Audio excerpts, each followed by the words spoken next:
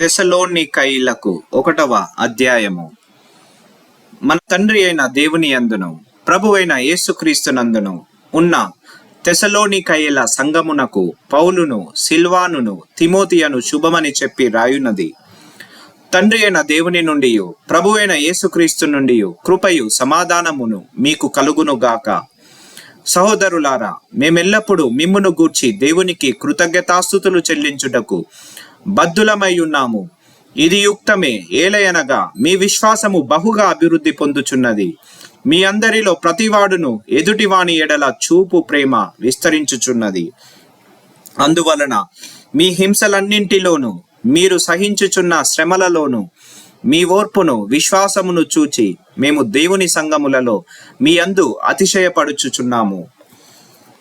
దేని కొరకు మీరు శ్రమపడుచున్నారో ఆ దేవుని రాజ్యమునకు మీరు యోగ్యులని ఎంచబడు నిమిత్తము మీరిట్లు ఓర్చుకొనుట దేవుని న్యాయమైన తీర్పునకు స్పష్టమైన సూచనయ్యున్నది.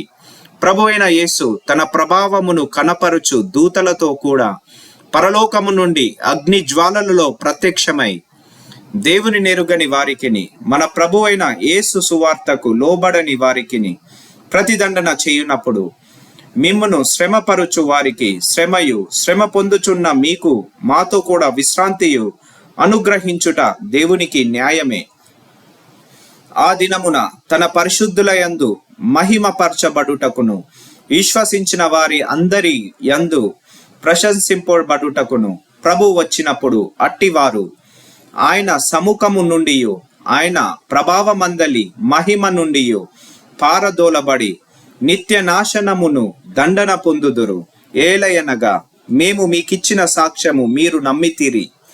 అందువలన మన దేవుని యొక్కయు ప్రభువైన యేసుక్రీస్తు యొక్కయు కృప చొప్పున మీ యందు మన ప్రభువైన యేసు నామమున ఆయన యందు మీరును మహిమ నొందునట్లు మేలు చేయవలెనని మీలో కలుగు ప్రతి ఆలోచనను విశ్వాసయుక్తమైన ప్రతి కార్యమును బలముతో సంపూర్ణము చేయుచు మన దేవుడు తన పిలుపునకు మిమ్మును యోగ్యులుగా ఎంచునట్లు మీ కొరకు ఎల్లప్పుడూ ప్రార్థించుచున్నాము.